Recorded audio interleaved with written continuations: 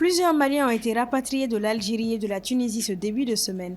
Organisé avec l'appui des autorités de partenaires humanitaires, ce rapatriement s'inscrit dans un contexte migratoire marqué par des difficultés économiques et sociales.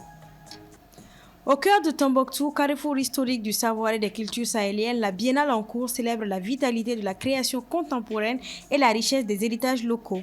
Pour cette édition 2025, 6 disciplines sont en compétition, dont la pièce de théâtre, l'une des plus emblématiques. Les détails à suivre. En sport, entre le drapeau national remis aux aigles, la 5e journée de la Ligue 1 Pro ou l'assassinat du défenseur de l'Équateur, Mohamed Kenouvi nous fera le décryptage de l'actualité sportive en fin d'édition. Bonsoir à toutes et à tous, bienvenue dans ce 1945. Ce mardi 17 décembre, l'aéroport international président Modibo Keïta à Sénou a servi de point d'accueil à 150 Maliens rapatriés d'Algérie et de Tunisie via le Niger. Un retour encadré par les autorités maliennes dans un contexte migratoire régional de plus en plus marqué par des expulsions et les situations de vulnérabilité. Djeneva Samaki. Ils sont 150 Maliens de retour au pays après un parcours migratoire difficile, des mois, parfois des années d'errance. En provenance d'Algérie et de Tunisie via le Niger, ces compatriotes ont été accueillis ce 17 décembre par les autorités. Un dispositif de sécurité, de secours et d'assistance a été mobilisé pour garantir un accueil ordonné et sécurisé. Pour beaucoup, ces retours marquent la fin d'un parcours migratoire difficile, souvent jalonné d'épreuves. Les autorités ont tenu à rappeler que ces retours ne constituent pas un échec, mais une étape de reconstruction dans un pays qui se veut solidaire de ses ressortissants.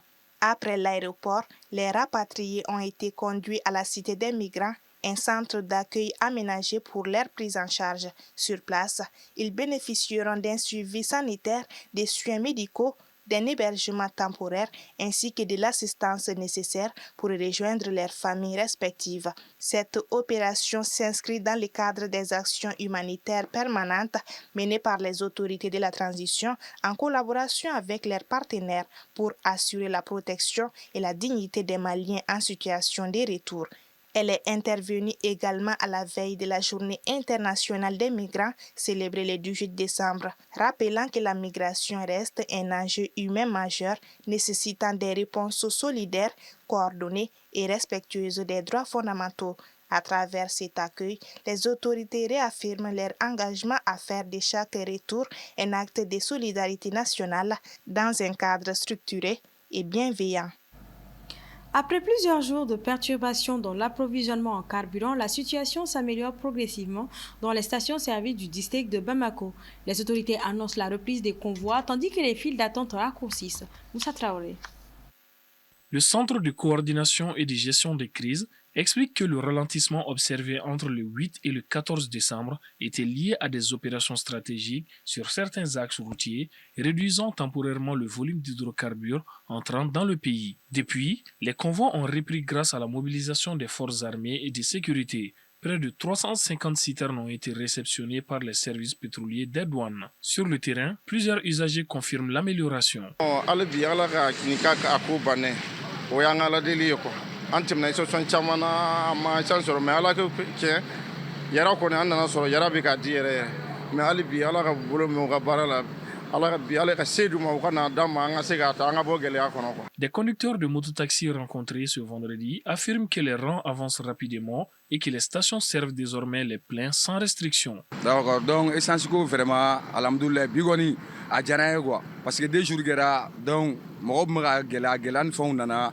Mais maintenant, tout le monde va donner fond que alhamdoulilah sans ate ça machine ra wulen jolen flé na jama bla fo désert ni madala wena ma comparaison ate ban re quoi albi ngache albi ko meto na nga doge pour que jamana be se ka basigi quoi ne jamana basigira mo kelente jamana den bere do quoi essence flen fin kelente ale be war soro na ale jora doron war jolen quoi vraiment ne akileta mi akola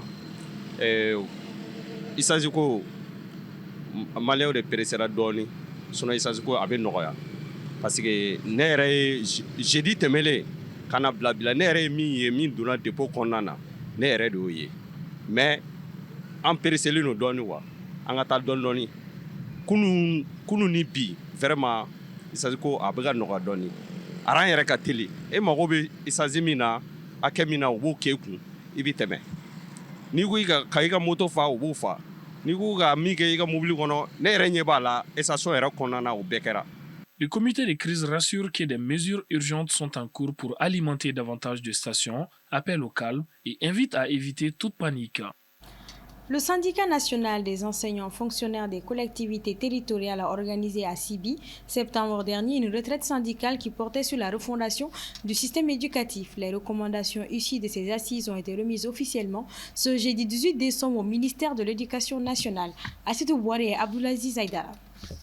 Après plusieurs jours de réflexion, le syndicat national des enseignants fonctionnaires des collectivités territoriales a produit un rapport contenant une analyse approfondie de l'état du système éducatif malien ainsi que de recommandations visant à améliorer la qualité de l'enseignement.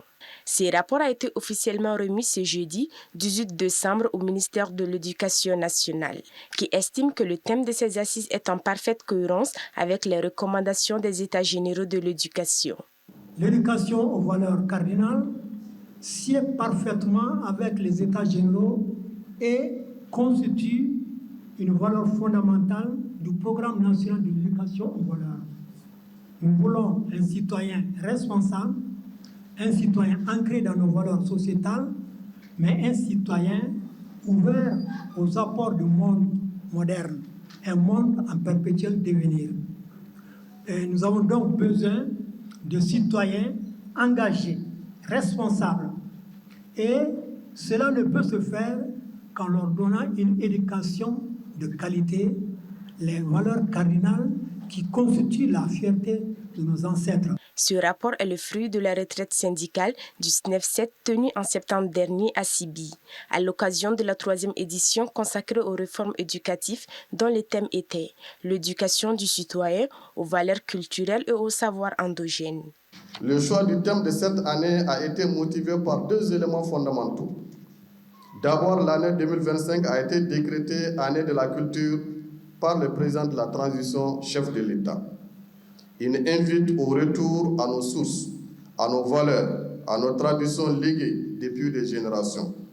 Ensuite, faisant sienne des recommandations des États généraux de l'éducation, le SNEF a pris le premier pilier intitulé « Éducation des citoyens aux valeurs culturelles et aux savoirs endogènes ».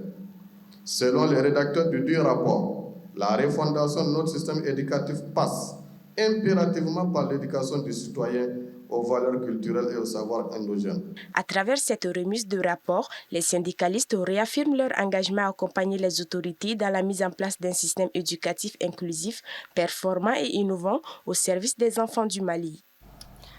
La Biennale artistique et culturelle a officiellement débuté hier 18 décembre. Pour cette édition de Tombouctou 2025, 6 disciplines sont retenues pour départager les troupes en compétition, parmi lesquelles la pièce de théâtre, l'une des disciplines les plus emblématiques de l'événement. Assidoumani Koulibaly nous édifie sur l'importance de cette discipline phare. La pièce de théâtre a fait ses débuts lors des premières éditions de la Semaine nationale de la jeunesse, manifestation qui évoluera plus tard pour devenir la Biennale artistique et culturelle.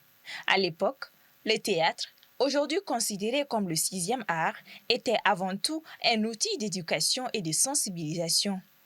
Il est ce qui permettait de transmettre un message et d'espérer ensuite parvenir à un changement de mentalité ou de situation. Sa plus-value dans la biennale reste aujourd'hui cruciale au point d'apparaître comme l'une des disciplines les plus notées. Personne ne doit nier, ne peut nier que le Mali doit sa démocratie au théâtre. Pourquoi ne pas accorder autant d'importance au théâtre? Quand Ousmane Sow jouait son Wari, il n'y avait pas de radio privée, il n'y avait pas de journaux privés, il n'y avait pas de télévision privée, il n'y avait pas de parti politique, il n'y avait absolument rien. Et donc, c'est quand Wari a été joué, quelques temps après, les gens ont compris qu'on pouvait parler. Le théâtre, ça sert vraiment à éduquer, à sensibiliser et aussi à faire passer le message politique. Mais ça rapporte une plus-value parce que ça permet de fustiger par exemple des défauts. Le théâtre, à ses origines, c'était pour purifier la société, c'était le conflit qui était là. Il y a aussi la faculté de s'identifier aux héros qui portent des valeurs Cette année, aucune thématique imposée n'a été définie. Les troupes disposent donc d'une liberté d'inspiration pouvant aborder des thèmes liés au développement de la culture malienne, au terrorisme, à l'éducation ou à bien d'autres réalités sociétales. L'essentiel, selon nos interlocuteurs, reste la pertinence du thème choisi ainsi que son ancrage dans le contexte. Et plus tard, avec la biennale artistique, nous avons vu à un moment donné que lors de certaines biennales artistiques, des thématiques ont été données. Ça permettait aux auteurs de pièces de théâtre de s'exprimer sur ces positions qui reflétaient l'engagement de la vision des autorités de l'époque.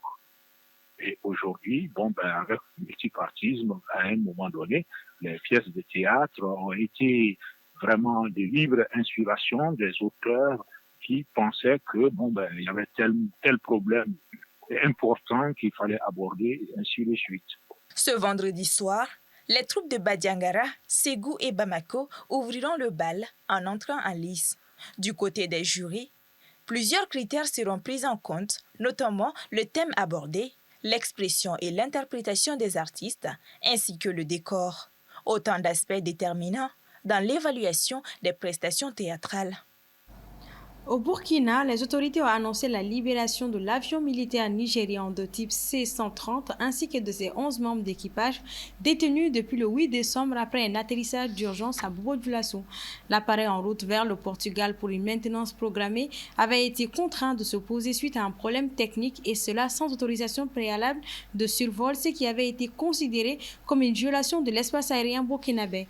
La décision de libération est intervenue après une mission diplomatique conduite par le ministre nigérian des Affaires étrangères Youssouf Maïtama Touga, qui a présenté des excuses officielles au gouvernement burkinabé. Les discussions entre les délégations des deux pays ont abouti à un règlement amiable de l'incident. Les 11 militaires, comprenant 2 membres d'équipage et 9 passagers, ont été autorisés à reprendre leur vol vers le Portugal pour achever leur mission initiale. Sport à présent dans ce journal avec la chronique de Mohamed Kenouvi. Bonsoir Mohamed. Bonsoir Aminata. Comment vas-tu? Je vais très bien. Super. Alors on va commencer cette chronique avec la Ligue 1 Pro avec le programme de la 5e journée. Oui, ce vendredi en ouverture de cette 5e journée, Afrique Football Elite s'est largement imposé devant l'US Bougouni, 3-0.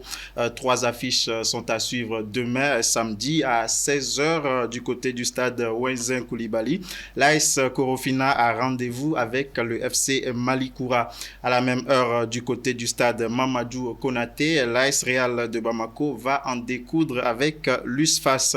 À 18h plutôt au stade Wenzin Koulibaly, le FC Diarra sera opposé à l'AS Bakaridjan. Dimanche à 16h au stade Mamadou Konaté, l'US Bougouba reçoit le stade malien de Bamako, tandis que de l'autre côté du stade Wenzin Koulibaly, le Djoliba AC sera aux prises avec les 11 créateurs de Niarela.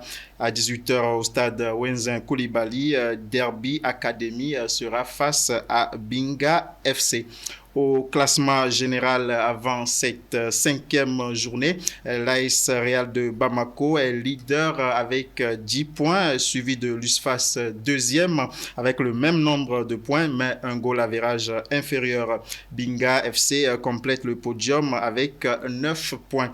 Le stade malien et le Djoliba AC se positionnent en milieu de tableau, respectivement à la 7e et 8e place avec 5 et 4 points. En bas de tableau, on retrouve les 11 créateurs de Niarela à la 13e place avec un seul petit point et la lanterne rouge, le promu FC Malikoura qui compte également un point. Alors, on continue avec l'actualité phare, qui est quand même la CAN 2025.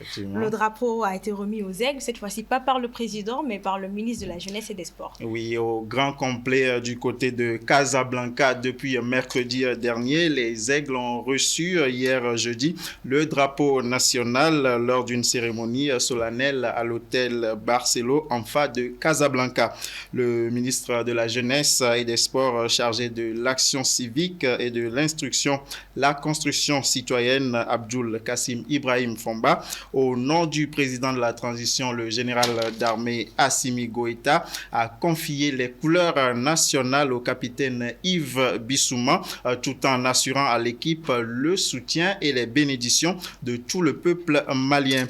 En retour, le capitaine des Aigles, Yves Bissouma, a confié que tout le groupe était confiant et déterminé à se donner pleinement pour réaliser le rêve de ramener le trophée continental à Bamako le 19 janvier prochain. Pour rappel, la CAN 2025 s'ouvre donc ce dimanche 21 décembre et se poursuivra jusqu'au 18 janvier 2026 au Maroc. Le Mali, logé dans le groupe A, entre en lice dès ce lundi 22 décembre face à la Zambie. Le coup d'envoi de la rencontre est prévu à partir de 14h GMT. Et on poursuit avec cette note moins réjouissante, le défenseur Mario Pineda de l'Équateur qui a été assassiné. Oui, le football sud-américain est en deuil. Mario Pineda, international équatorien et figure respectée du championnat local, a été tué par balle mercredi dans la ville portuaire de Guayaquil. Selon le site d'information Primicias, il a été abattu par 2 personnes se déplaçant en moto pour des raisons encore inconnues. Le ministère équatorien de l'Intérieur a indiqué qu'une unité spéciale de la police était en charge de l'affaire. Mario Pineda, âgé de 33 ans, avait disputé avec l'équipe d'Équateur les qualifications aux Coupes du Monde 2018 et 2022. Il avait été champion d'Équateur en 2016 avec le Barcelona SC et avait également joué au sein du club brésilien de Fluminense. On va prier pour le repos de son âme. Inch'Allah. Merci beaucoup, Mohamed, pour ce décryptage de l'actualité sportive. Merci, Aminata. Fin de ce 1945, mesdames et messieurs. Merci à tous de l'avoir suivi. Excellente soirée à toutes et à tous.